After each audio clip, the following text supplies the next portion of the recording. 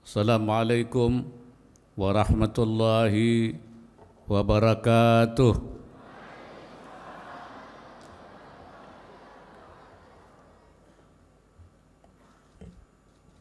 Bismillah, walhamdulillah, wassalatu wassalamu ala rasulillah wa ala alihi wa sahbihi wa mawala. Subhanaka la ilma lana illa ma 'allamtana innaka antal alimul hakim. Allahumma rzuqna al-ma'arif ar-rabbaniyah wal lataif ar-rahmaniyah wal waridatil ilahiyah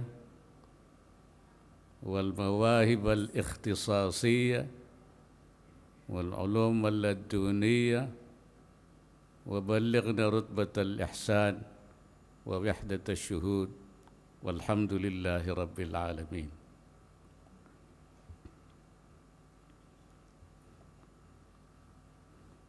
Ulama'ana al-kiram wa masyaikhana al-afadil, yang saya hormati anggota DPR RI Ibu Delmeria Sikumbang, anggota DPD RI Bapak Leonardi Harmaini, Gubernur Sumatera Barat beserta Ibu Harneli Mahyelji, dan anggota Forum Koordinasi Pimpinan Daerah Provinsi Sumatera Barat,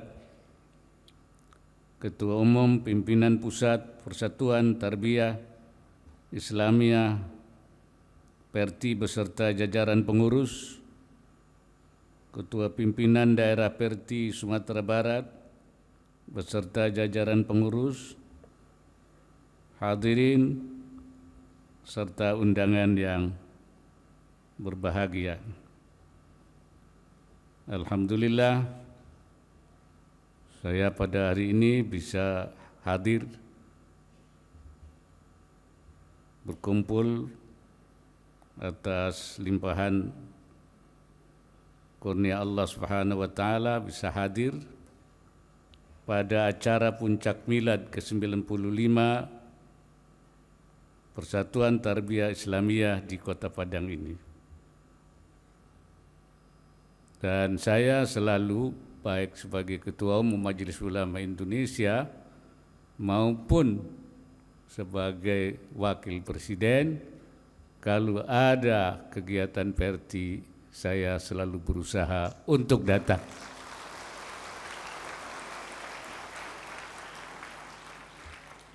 Karena ini masih dalam suasana Idul Fitri, maka saya ucapkan selamat Hari Raya Idul Fitri. Taqabbalallahu siyamana wa siyamakum. Maaf lahir dan batin. Semoga Allah Subhanahu wa taala menerima amal ibadah sepanjang bulan Ramadan kemarin yang kita lakukan. Hadirin sekalian, mengingat sejarah hubungan tokoh pendiri Perti, Syekh Sulaiman Ar-Rasuli, seperti dikatakan Hadratus Syekh Hashim Asy'ari, pendiri Muhammadiyah, itu sebenarnya memang berasal dari satu guru, min syajaratin wahidah. Karena itu visinya mungkin tidak berbeda.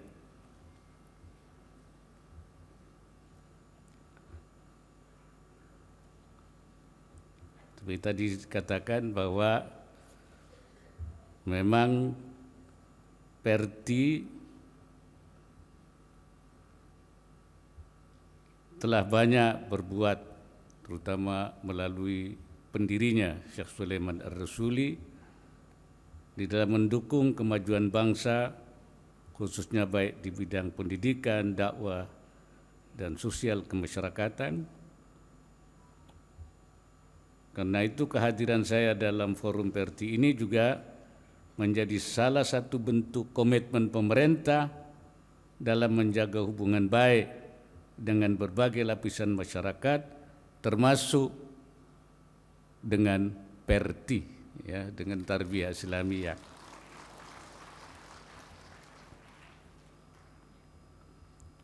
Saya mendukung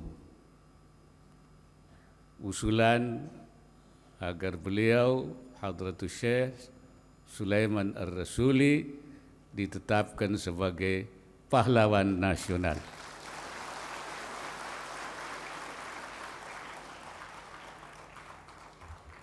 Dan saya menyambut baik dalam hari apa istilahnya, ulang tahun ke-95 ini, menjelang 100 tahun. Karena 100 tahun itu momentum terjadinya perubahan dan perbaikan. Kalau menurut hadis Nabi, likulli ra'si mi'ati sanatin man yujaddidu amra dini. Tiap awal 100 tahun itu ada orang yang melakukan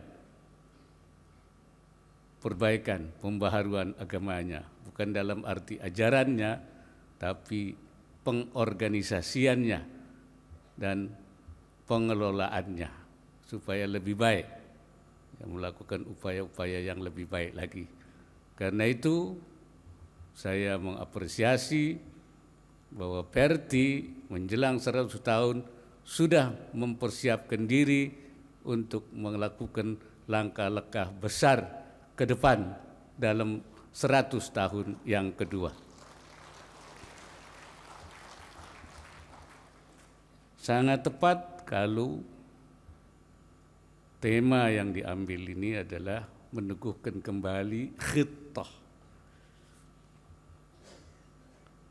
Khittah itu adalah merupakan garis. Khittah tarbiyah saya kira adalah khittah ulama. Khittah ulama itu adalah khittah nabawiyah, artinya khittah para nabi.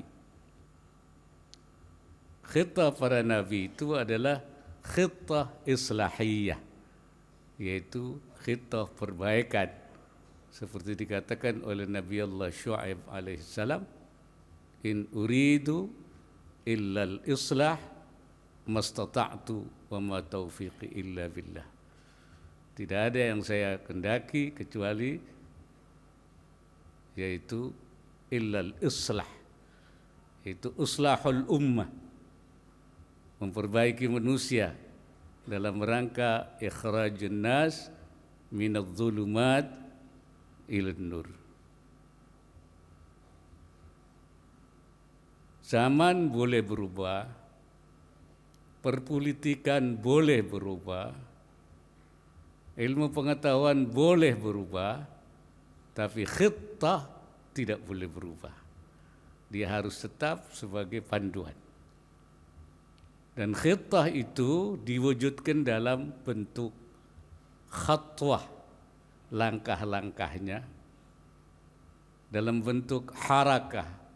Al-khatwah wal harakah itu harus sesuai dengan arah khittah itu. Bisa saja khittahnya seperti yang digariskan oleh Hadratus Syekh itu, tetapi langkahnya bisa terjadi penyimpangan-penyimpangan. Bisa terjadi tahwilul harakah wa tahwilul khatwah. Bisa saja terjadi pembiasan sehingga tidak pada. Dan alhamdulillah bahwa tekad PERTI adalah kembali kepada khittah tarbiyah yang sudah digerakkan ditakkan oleh pendirinya, yaitu Syekh Sulaiman Ar-Rasuli. Saya ucapkan selamat kembali ke khittah tarbiyah Islamiyah.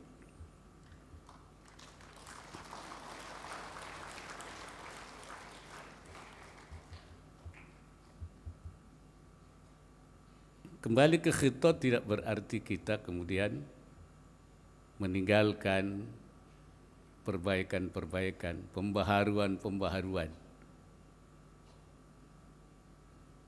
Kita memang tidak boleh menyimpang dari ajaran-ajaran Islam.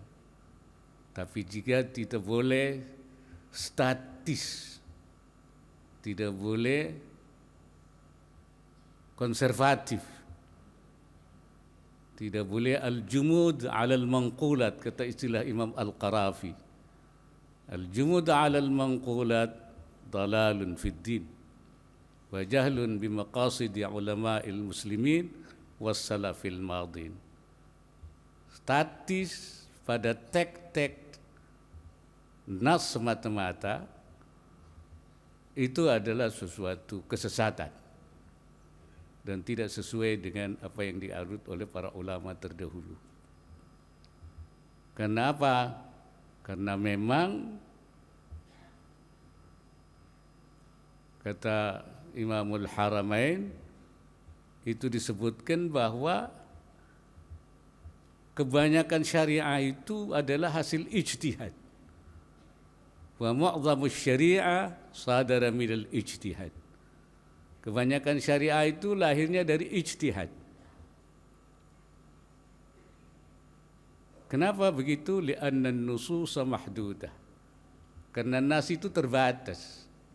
Tidak pernah nambah Al-Quran itu. Hadis itu. Tetapi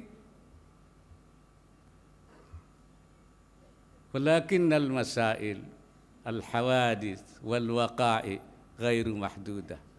Masalah-masalah tidak pernah berhenti. Oleh karena perlu ada ijtihad yang dilakukan ala manhajin sahih menurut cara-cara yang diwariskan oleh para ulama itu. Bahkan Imamul Haramain mengatakan wan nusus la yafi bil ushri min mi'syari syariah.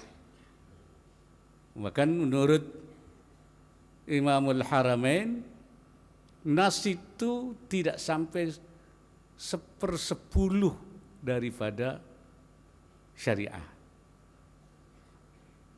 Jadi hanya 1/10, kurang dari 1/10. Jadi 90% lebih itu hasil ijtihad. Itu pada zamannya Imamul Haramain kira-kira hidup pada 447, 1000 tahun yang lalu. Andai kata itu kita lihat sekarang berarti akan ada. Karena itu kita harus menyiapkan orang-orang yang ahli, yang pandai, yang menguasai masalah-masalah agama, bukan hanya tahu, tapi adalah mutafaqqihina fid din, orang yang betul-betul faham agama. Karena ini akan terus terjadi. Kembali ke khittah tidak berarti kita tidak melaksanakan tugas-tugas kewajiban lain, antara lain hifdzul watan, menjaga tanah air. Dan itu sudah dilaksanakan partisipasi daripada para ulama kita terdahulu di dalam berbagai masalah, bahkan dalam mengusir penjajahan. Kalau dulu jihadnya itu adalah jihad qitali namanya, jihad perang mengusir penjajahan Belanda, maka sekarang adalah jihad pembangunan. Saya kira tepat kalau kemudian Tarbiyah Islamiyah menjadikan temanya yaitu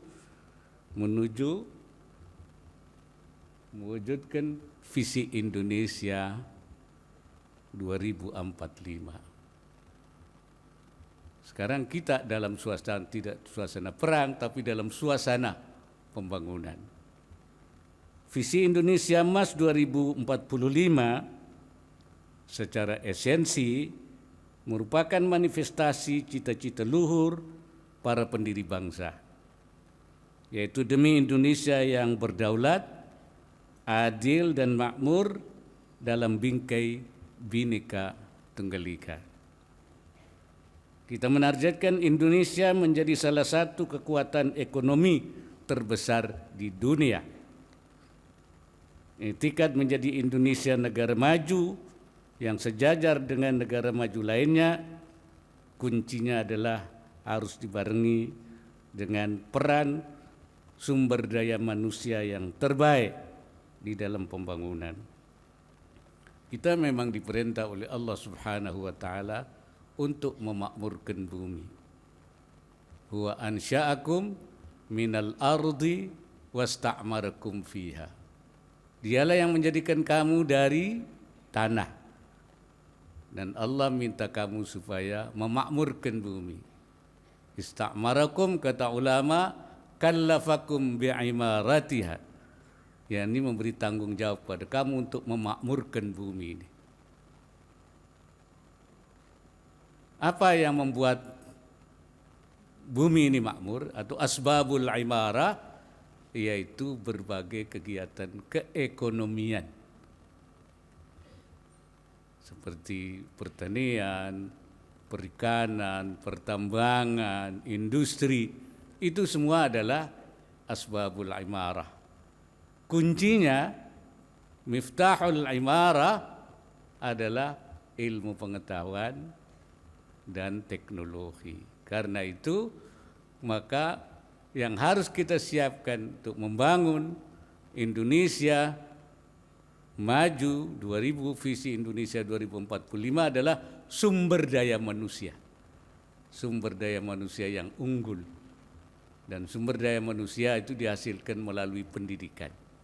Karena itu tepat kalau kemudian kembali tarbiyah Islamiyah membangun kembali pendidikannya dalam rangka menyiapkan sumber daya manusia yang unggul.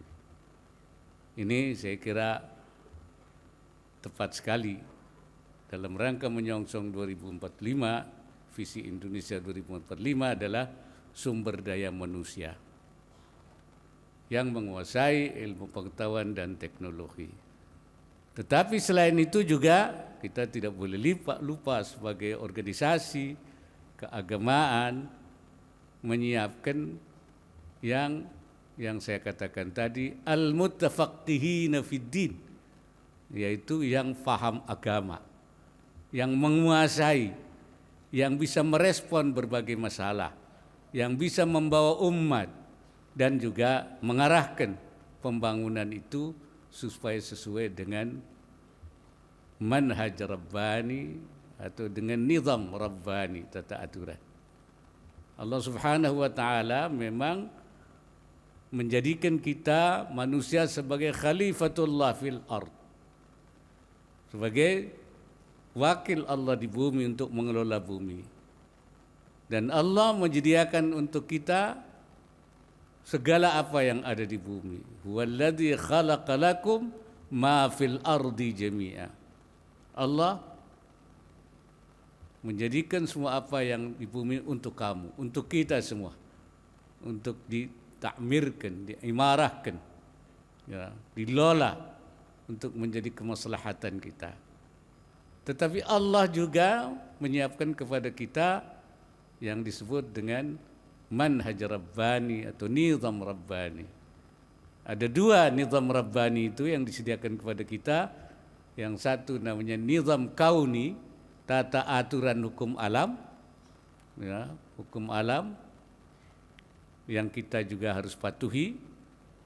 Dan yang kedua adalah nizam tasyri'i, yaitu cara aturan syariah, sehingga kita bisa berjalan di atas manhajnya supaya selamat dunia dan akhirat. Untuk itu perlu ada orang-orang yang kita siapkan, yang seperti saya katakan tadi, bisa berijtihad menurut jalan yang benar, ala manhajin sahihin, yang untuk memberikan arah pembangunan, arah pembaharuan yang kita lakukan ke depan. Ini saya kira hal yang sangat penting buat kita semua. Karena itu visi Indonesia saya kira tepat menjadi bagian daripada tema hari ulang tahun ini. Hadirin sekalian, Kunci daripada semua itu adalah tentu terwujudnya, terbangunnya persatuan dan kesatuan. Bagi kita ada 3 hal persatuan itu. Ada 3 ukhuwah, ada 3 persaudaraan. Yang pertama tentu internal, tarbiyah, ukhuwah, tarbiyah. Kita bicara persatuan. Kemudian yang kedua tentu ukhuwah Islamiyah, sesama Islam. Yang ketiga adalah ukhuwah wataniyah. Kita tidak mungkin mewujudkan ukhuwah wataniyah kalau kita tidak bisa membangun ukhuwah Islamiyah. Dan kita tidak bisa membangun ukhuwah Islamiyah kalau tidak bisa mewujudkan ukhuwah tarbiyah. Kalau sesama tarbiyah saja tidak terbangun ukhuwah, bagaimana kita bicara soal Islamiyah, bagaimana kita bicara soal wataniyah, apalagi ukhuwah insaniyah. Dan saya mengapresiasi langkah untuk menyatukan komponen elemen tarbiyah Islamiyah menjadi satu kesatuan yang utuh. Selamat buat keutuhan tarbiyah Islamiyah. Ini kunci, saya kira ini kunci, ya. Dan yang terakhir tentu yang saya harapkan bahwa kita sebagai organisasi dalam rangka menjalani khitah itu harus di atas pemahaman yang wasatiyah, khitah wasatiyah, Islam yang moderat, yang wasatiyah. Dan ini yang menjadi garis kita semua, bahkan sekarang menjadi isu dunia.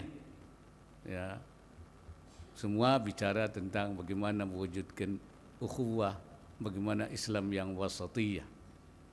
Saya beberapa hari yang lalu saya dapat penghargaan dari Al-Azhar Asy-Syarif di Mesir, dari Syekhul Azhar, bahwa saya dianggap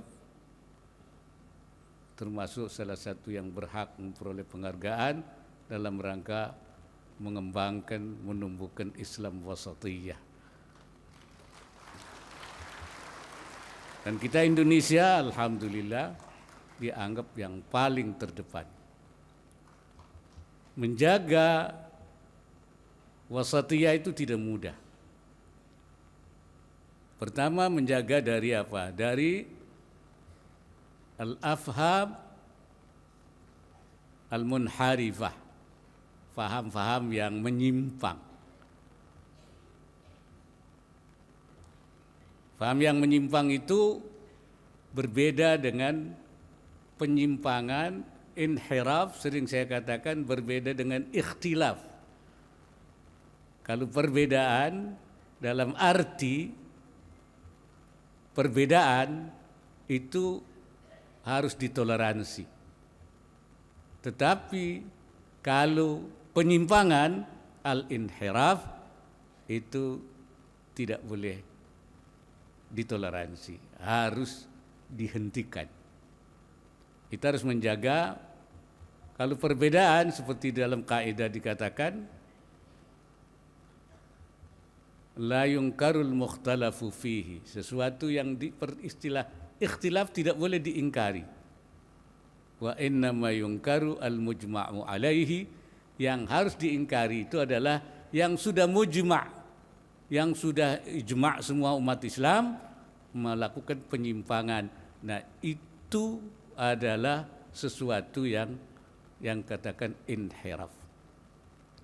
Ada yang inhiraf mengaku itu ikhtilaf. Itu tidak benar. Inhiraf bukan ikhtilaf. Tapi ada yang orang tidak mau mengakui ikhtilaf. Ya. Padahal ikhtilaf halus ditoleransi. Sedangkan yang inhiraf itu diamputasi. Ya, artinya dihentikan. Yang kedua dari al-afkar at-tatarrufiyah.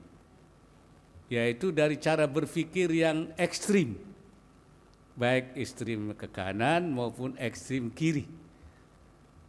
Bahasa agamanya baik yang ifrati, terlalu berlebihan, maupun yang tafriti. Tafriti itu kurang, abai. Nah, kita harus di tengah. Itu namanya wasatiyah. Dan yang ketiga, kita harus menjaga dari al-fatawa asyadzah, fatwa-fatwa yang aneh, yang nyeleneh, yang tidak berdasarkan prinsip-prinsip wasati. Ada yang tasyaddudi, keras sekali. Ya, ini paham ini ada misalnya rukhsah tidak mau, ada rukhsah pun tidak mau. Dia tasyaddud, tidak mau terima rukhsah.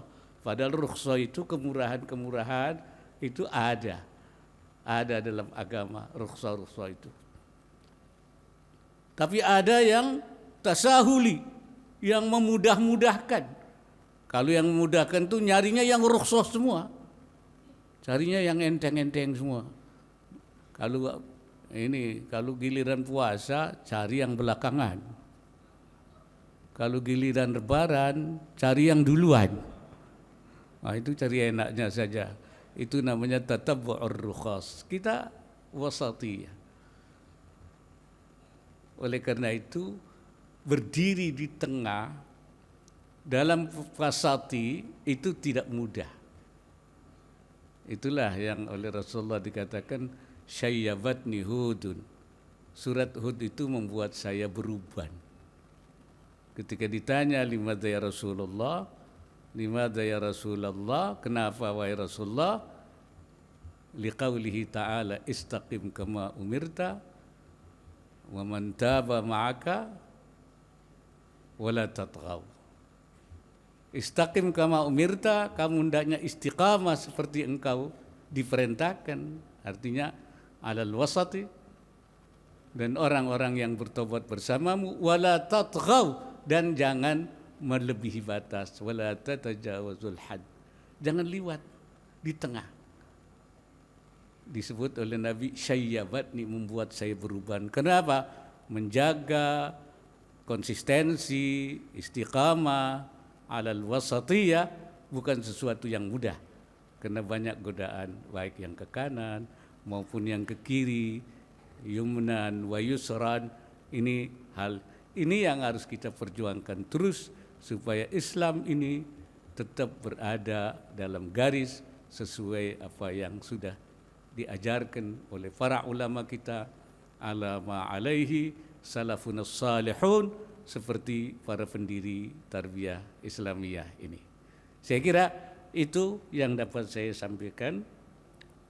Oleh karena itu saya menaruh harapan besar pada Perti untuk terus berperan menyiapkan SDM yang unggul dalam kompetensi dan akhlak yang mulia, dan juga menantikan semakin banyaknya generasi muda dan alumni Perti akan terjun berkiprah di berbagai bidang pembangunan, baik tingkat lokal, nasional maupun global. Hadirin yang saya muliakan, barangkali itu yang dapat saya sampaikan. Akhirul kalam, selamat hari jadi ke-95 kepada Perti. Saya doakan pengurus dan anggota Perti tetap sehat, semangat, dan istiqamah dalam mengemban tugas dan amanat yang dititipkan. Saya mengajak Perti untuk terus melanjutkan komitmen tokoh pendiri dalam mencerdaskan kehidupan bangsa dan memberi sumbangan nyata penyelesaian persoalan kebangsaan lainnya. Dan saya anjurkan supaya tidak berhenti untuk memperjuangkan Syekh Sulaiman Ar-Rusuli sampai menjadi pahlawan nasional. Semoga Allah Subhanahu wa taala senantiasa memberikan inayahnya dan meridai setiap ikhtiar yang kita lakukan menuju Indonesia emas, negara yang maju, baldatun tayyibatun wa rabbun ghafur. Wallahu waliyut taufiq wal hidayah. Wallahu al-muwaffiq ila aqwamit thariq. Wassalamualaikum warahmatullahi wabarakatuh.